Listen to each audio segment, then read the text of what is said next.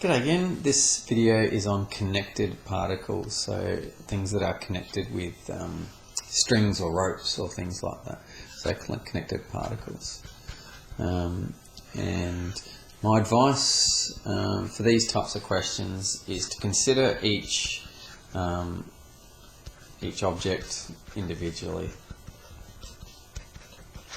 I'll show you what I mean by that. I'm going to do an example. Consider each object of it and just be careful with direction.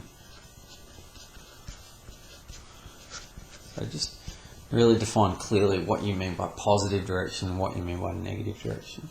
So they're really the two biggest things I'm talking about. And basically with a connected particle, if you've got some dude here, and they're pulling on the same rope, that what we talk about is this person is pulling in that direction and he is creating a tension force. He's pulling on a rope, and that force will be felt equally by this person. His force will be a tension force equal to that force, but in the opposite direction, so it will be negative T. So when two things are connected and they're creating a tension in some rope or string or whatever, the tension force will be equal in magnitude, opposite in direction. Let's just jump straight into an example because that's where things are best learnt. Okay, so I think I'll do two examples. One with like a pulley type question. So let's just put a mass on here and a mass on here and see what I mean. So let's just go 3 kilograms. And here, this will be 5 kilograms. Okay, so it's probably pretty obvious. This is a pulley and a string, blah blah blah. It's probably pretty obvious to you what will happen in this situation. You've got a heavyweight and a lightweight. Obviously, this heavyweight's going to pull down harder. So just having a look at this question, we need to find the acceleration though. Firstly, like I said, really define carefully what you mean by positive direction, because especially going over the pulley, something that's positive in this direction, okay, so for instance, okay, let's say this is going to be positive. We're going to say that direction is positive. Because this rope goes up and over this, positive actually becomes downwards on this side of the diagram. And so that means that on this side of the diagram, that is positive as well. Can you see? Because if we laid this out flat, you've got 5 kilograms and 3 kilograms. If we just laid it out flat like this, if we didn't have that, if we had positive going in that direction, must be equal positive in that direction. But if it just makes sense, doesn't it? Because it's all in the same direction. Positive is in that direction. If you laid it flat, a lot of people make this mistake and write negative there, and they get screwy answers. So just be careful there. So there we go. So positive on the left means up. Positive on the right means down. Cool. So like I said before, we're going to consider each particle individually. And so let's just do this. So at the 5 kilogram mass, what happens at the 5 kilogram mass? We've got R equals MA, and I haven't marked my forces in yet. That's bad. So I did want a green didn't want to come. There we go. So downward force here is 5G. Downwards force here is 3G. Upwards force here is some tension force. Upwards force here is some tension force also. Let's get back into R equals MA. R equals MA. So at the 5 kilogram mass, what's happening? Let's do our resultant force. In the positive direction, we have T. In the negative direction, we have 5G. That's equal to its mass, 5 times the acceleration of the whole system. And that's what we want, the acceleration of the whole system. Awesome. Let's have a look at what happens at 3 kilogram mass.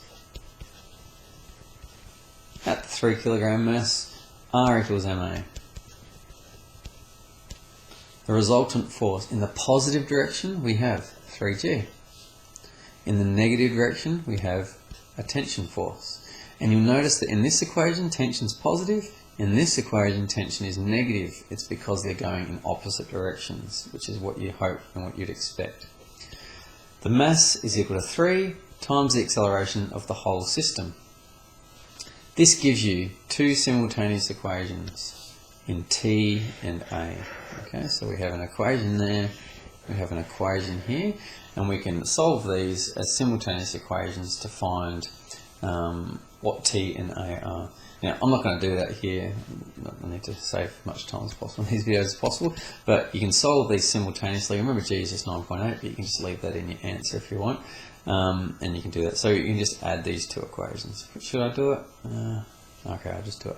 Add these two equations and you get negative 5g plus 3g, so you get negative 2g is equal to 8a.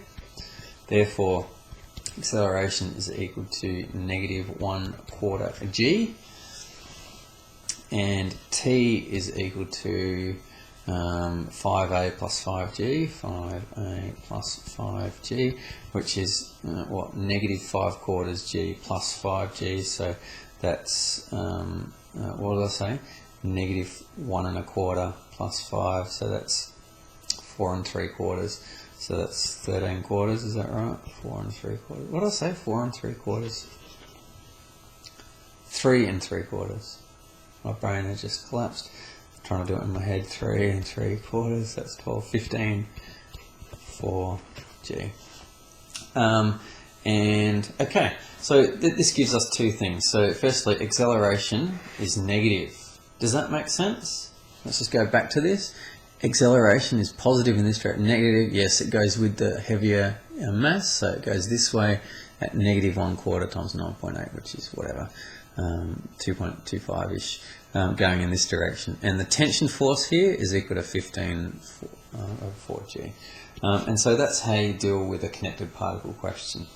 Firstly, define your direction. Secondly, work out what's going on at each mass, applying R equals ma at each mass. Let's just do another quick example. Let's just do an inclined plane. I've got time. With a little pulley here, holding a mass. Let's go 3 kilograms, and on the plane it'll be connected to something that has, I don't know, 5 kilograms. And let's just have 60 degrees here. Again, keep the maths easy for me. Cool. Let's just have mu is equal to 0, just to simplify this question a little bit. So smooth, no friction force at all. And so I actually don't need to consider the normal force in this question. So here we have 3g going down. We have some tension force holding it up. Now, just before I keep going, I'll define positive is this way. I've just chosen the way, it doesn't really matter. And it goes up and over the pulley, so we're saying positive is also that way. Okay, fantastic. We've got some force of 5g coming straight down. We've got, run out of space there, but normal force there. And we've got no friction, and so we've also got a tension force holding that up there in opposite directions. So let's jump into the question. Do we need to, we'll have I direction and J direction. Do we need to consider the J direction? Well, we don't need to know the normal force. We're only actually worried about in the I direction. So let's just do that. Let's have a look at what happens at the 5 kilogram mass. What happens at the 5 kilogram? Well, you've got R equals ma. Okay, so your resultant force is, in the positive direction you have T. In the negative direction you have your gravitational component. So you've got minus 5g sine 60. So that's your component in that direction. And that's all we have in this question. Yes, that's all we have. And that's equal to mass times acceleration. Cool. Let's have a look at what's happening at 3 kilogram mass. We've got R equals ma. Therefore, our resultant force, positive direction, we have T. What have I done wrong? Positive. Oh, sorry, forgive me. In this previous part, I forgot that positive was in this way, so I've totally stuffed that up. My apologies. Positive is going down the incline, so this first one, that should have been negative T plus 5g sine 60, because we've got going in that direction. So my apologies for stuffing that up. You should have let me know. Good, everything else is correct. Back to this. In the positive direction, we have T. See how I noticed that the tension wasn't opposite? That's why it alerted me to my mistake. T in the positive direction, in the negative direction, we have 3g, and that's equal to mass times acceleration, mass times acceleration. And again, we have two simultaneous equations. I'm not going to bother solving them, but you can, and that tells you what acceleration is and what your tension is for this particular problem. Okay, so just to summarize, make sure your directions is good. Just like in mine, I stuffed that up, so just really be careful. Your directions need to be good. Break it down, each mass separately, find out R equals ma at each particle. It'll give you simultaneous equations, and you can solve them to find out what A equals and what T equals, depending on what the question wants. Fantastic. Thank you.